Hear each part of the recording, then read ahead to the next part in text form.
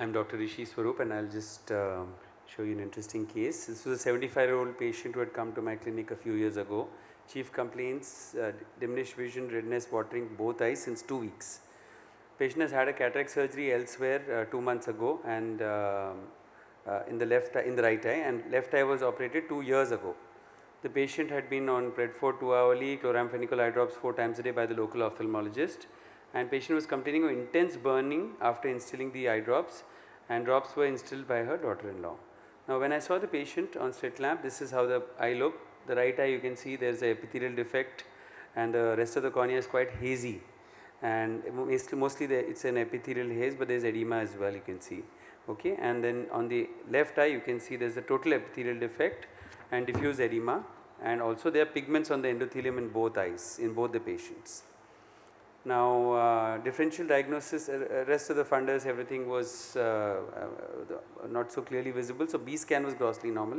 So at this point our differential diagnosis that we are possibly dealing with some sort of a chemical injury.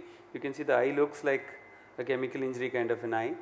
Now obviously patient has not had any chemical, and based on the history of burning with the eye drops, we thought possibly there could be some either spurious eye drops or somebody is putting something into the eye drops, which is called Munchausen syndrome by proxy, okay, or it's some sort of a drug toxicity, or maybe a viral keratouveitis or a neurotrophic keratopathy, or mucus fishing syndrome. She was giving a vague history of putting finger in the eye as well. So we were not 100% sure what we are dealing with. So we decided to stop all drops, put the patient on hourly preservative-free lubricants, and on second day the epithelial defect started contracting. Left eye was status quo. So we decided to do a temporary tarsorrhaphy. So you can see the right eye epithelial defect is by day 10 almost about to close, it's become very small, and left eye had a tarsorrhaphy in place, and the epithelial defect had healed, the conjunctival epithelial defect had healed, but the cornea still showed a diffuse edema with large PED. So I forgot to tell you in this, you can see there is conjunctival staining also inferiorly, which is quite classical, that you often see this in a mucus fishing syndrome as well.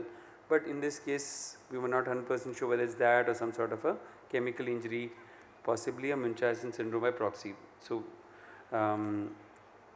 what we mean by Munchausen syndrome is injury to the self, but by proxy means somebody else is doing it, in this case possibly the daughter-in-law. So we went ahead and put a bandage contact lens in the right eye to help that little bit of epithelium heal, and left eye amniotic membrane graft was done, as you can see in this particular case. Now the right eye epithelial defect eventually healed by day 20, and amniotic membrane in the left eye got integrated, and both the surfaces finally closed, and then the eye started quietening down. Right eye slowly started clearing and the haze came down. Left eye developed a scar with pannus, almost like a chemical injury kind of a limbal stem cell deficiency kind of picture.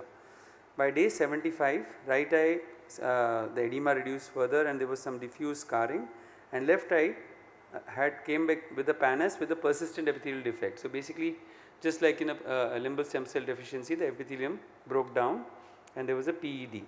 So at this point we decided to do a repeat amniotic membrane graft with tarsorrhaphy in the left eye. You can see right eye started clearing more by day 90, left eye the AMG is integrated with vascularization. Day 110, which is almost 3 months, right eye is slightly more than 3 months, right eye is cleared further, left eye has got a scar, vascularization and pannus, okay, and tarsorrhaphy is there in situ. So by day 150 you can see that the cornea has now reached about 20/50 vision best corrected with mild diffuse scarring, which you can see on the slit, and left eye has got an edematous graft. You can see that on the slit the cornea is thick, there is a retrocorneal membrane kind of a picture, and total limbal stem cell deficiency in tarsorrhaphy. Okay, so this patient is basically all the layers of the cornea has got shot in the left eye. So left eye, the problem is in the surface and there is a problem in the endothelium. The stroma as such is not very scarred. So there is an endothelial failure and there is a surface compromise and resulting in a stem cell deficiency. So in this case we decided to do a SLET, which is a simple limbal epithelial transplant taken from the right eye into the left eye, and along with a DSEC in the left eye for the endothelial problems. We have taken a limbal biopsy from right eye, and then we went back to the affected eye, removed the entire pannus as you can see, and then the endothelial membrane, the scarred Descemet's membrane was removed, and you see as soon as we remove the Descemet's membrane, the stroma looks quite clear, and eventually DSEC graft was placed inside the eye by using the push-in technique. After the DSEC graft was placed with an air bubble, then on the surface we applied an amniotic membrane graft, stuck it down with fibrin glue, and on top of that we put these little explants of limbal tissue which we got from the right eye. So this is the slit part being done. So we have a DSEC graft inside and slit on outside. This was the first report of a slit being combined with the DSEC ever, and we published this.